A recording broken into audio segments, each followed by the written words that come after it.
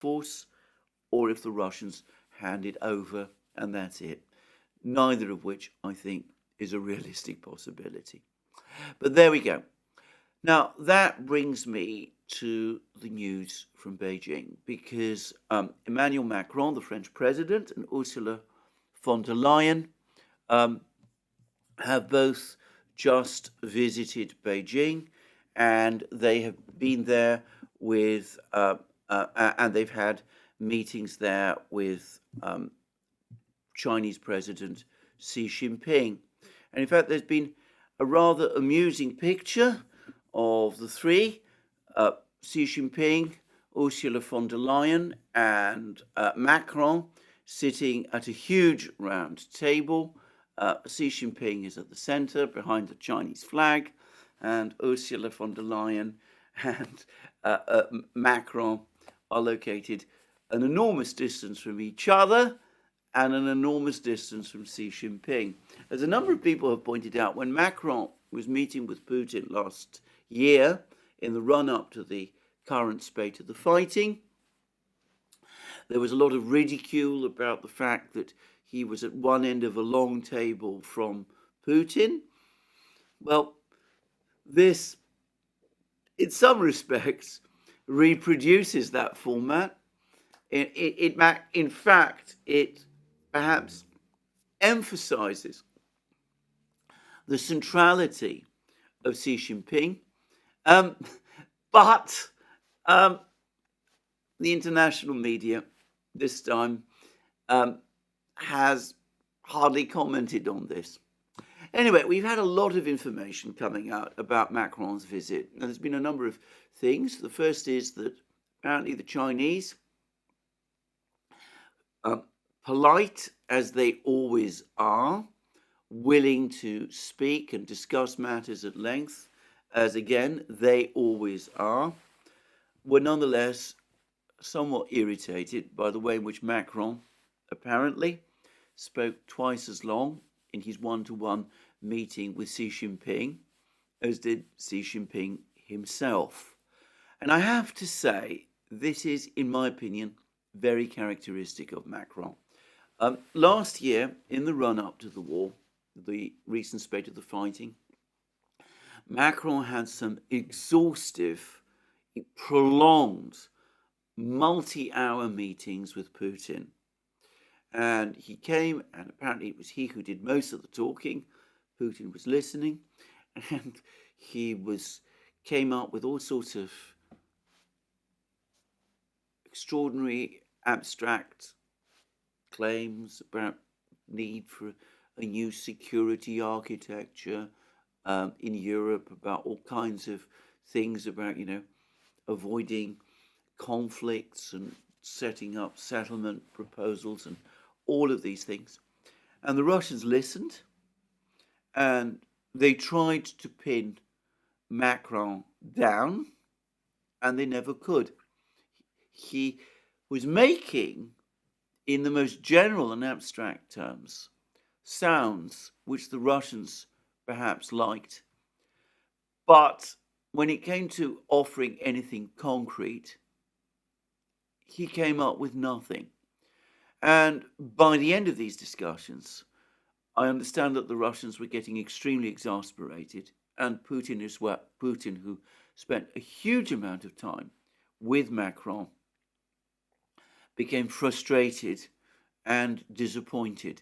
In fact, at that famous Security Council meeting on the 21st of February 2022, the one that was heard which took place in public, and in which the Russian leadership discussed the recognition of the independence of the two breakaway republics, the Donetsk and Lugansk People's Republics, I noticed that there were comments made about the hours that Putin had spent the night before talking to Macron. And anyway, I gather that the Chinese didn't take very kindly to this either. They didn't like the way in which Macron was, as I said, talking over Xi Jinping, who was, after all, the host. And beyond that, I noticed that they were perhaps not entirely happy with some of the things that that Macron said in a joint press conference that he had with Xi Jinping. And over the course of it, I noticed that the Guardian account, the original Guardian report of this press conference, in it, Macron is spoken of as having asked the Chinese to bring the Russians to their senses, and that this is a translation of what Macron supposedly said at this press conference. Well, afterwards that was watered down, and it was said that Macron instead, this is in public, mind you, with Xi Jinping by his side, said that the Chinese should work to bring the Russians to reason. Now, the last is undoubtedly what Macron did actually say. And as I said, the Guardian itself corrected its translation. But, of course, from a Chinese point of view, all of this is completely unacceptable. They would not have taken kindly to Macron talking in that way, and to Macron basically saying that the Russians are out of their senses, or at least irrational or unreasonable, or that the Chinese should be trying to win the Russians round or change them round.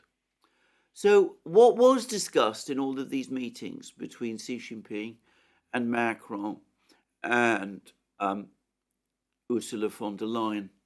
Well, the Chinese and the French came out with a joint statement about peace in Ukraine. Now, this is a joint statement where Macron essentially repeats all the Chinese talking points about the fact that there should be a peaceful settlement, that nuclear weapons and all of those sort of things should not be used. It's very close to the sentiments of the Chinese 12-point position paper. Because of that, the British, at least, don't seem to be very happy with this joint statement that the French and the Chinese issued. Can I just say on that, by the way, that the British media has been by and large negative about Macron's visit to Beijing. And of course, there's been a lot of statements from the Chinese about needing to put EU-Chinese relations back on track, about China not being a party to the conflict in Ukraine. So why is the conflict in Ukraine an issue between the EU and China at all? About the mutual importance of good relations between China and the EU. A lot of that sort of thing. So I get the impression that the Chinese, in their careful way, we're basically saying to the Europeans, look, we're still here, we're open for business with you as we always have been. We're not looking for a quarrel, we're not here to argue with you or fight you in any respect. Ultimately, where this relationship goes, this relationship between China and the EU, is entirely up to you. It doesn't ultimately up to us. If you decide to make Ukraine an issue between us, well, you're acting irrationally. That would be foolish. That would be borderline crazy, because we've done absolutely nothing that would merit that kind of behavior. But ultimately, we're not going to change our foreign policy. We're not going to abandon our Russian friends. We're not going to turn on them in any way. We're certainly not going to try to put pressure on them. This isn't your business, Our relations with the Russians are perfectly amicable and friendly, and we're developing a very close partnership with them.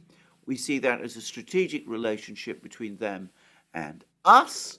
We are not here to quarrel with the Russians. If you start raising this as an issue between yourselves and us, then of course it will become an issue. But the people who will suffer most in consequence will be you. Whether the Europeans are capable of understanding this message is, of course, another matter. I rather doubt it. Actually, the fact that Macron, again, was unwise enough to hint that China would be colluding in a crime if it still aligned itself with Russia suggests strongly not. But there we go. That's where we are. And for the record, I personally think that relations between China and the EU are just going to continue to deteriorate from this point on, not necessarily because of the situation in Ukraine, but because the impetus from the United States is very much now pushing the EU itself to take an approach to China that is eventually going to lead to a deterioration in relations. So that's what I wanted to say about Macron's visit to China. I don't think it's changed anything, just as all those visits by Macron to Russia on the eve of the fighting, the breakout of the fighting in February, didn't change anything either. There has been one other very important visit which has taken place, which has attracted perhaps less attention internationally, though it is very consequential. And that is that President Lukashenko of Belarus has made another trip to Moscow, where he's had a further meeting with President Putin. And this was a long meeting, and they covered a lot of ground together, apparently. And this comes after that announcement about a week ago that the Russians were going to locate tactical nuclear weapons on the territory of Belarus, and growing information about the integration of the Belarus Air Force, which it now turns out, something I didn't know, operates Sukhoi 30 fighter bombers, advanced Russian-built fighter bombers. Anyway, all of that, the militaries of the two countries, Belarus and Russia, are now largely integrated with each other. And I get the sense that this skew of agreements that has been reached between Putin and Lukashenko are taking Belarus a further step in the direction of full economic integration with the Russians. And I have to say that at some point, going further down the line, I expect this economic integration to evolve into a position where Belarus and Russia form a single currency, based most probably on the ruble, and where there will be also political reunification in some form as well. Now, one point I would make, and it's perhaps one that people are not perhaps fully aware of, is that one of the reasons why Lukashenko, until fairly recently, was was strongly opposed to full economic integration between Belarus and Russia, was because, in my opinion, very genuinely and sincerely, he opposed many aspects of the Russian economic model. He felt it was far too neoliberal for his tastes. He supports within Belarus itself protection of these big industrial plants left over from the period of the Soviet Union, places like the giant MAZ factory, which makes enormous vehicles used to be used by the Soviets to haul around nuclear missiles and those kind of things. Russia still imports these machines from Belarus in large quantities. Anyway, Lukashenko was very anxious to preserve these plants and would provide important employment for their workers, and he felt that too close an integration of Belarus into Russia would undermine the future of these plants and of the working class voters who are his core electoral support base. Now, the pressure of the war has caused the Russians to make major changes towards their economic in their economic model. It's become increasingly clear that these giant factories, Uralvagonzavod, the Chelyabinsk tractor factory, the Omsk factory, which used to make T-80 tanks and which was revived some years ago and refurbishes T-80 tanks, the giant Kirov works in St. Petersburg, all of these factories, still state-owned, still very much part of the Rostec umbrella, if you like.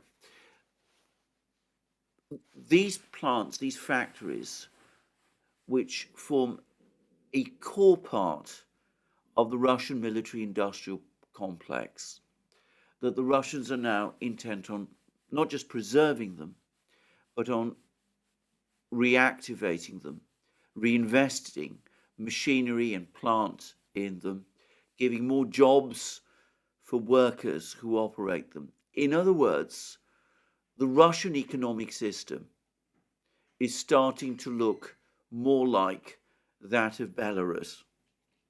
And I think from the perspective of someone like Lukashenko, that makes Russia suddenly a more attractive place than it has been up to now. It's a place which makes more sense for Russia to integrate with, for Belarus to integrate with, than was the case even a few years ago.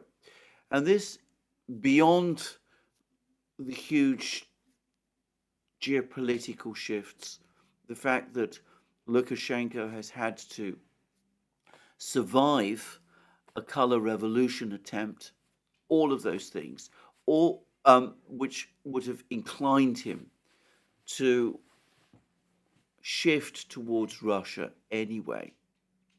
Today's Russia looks more like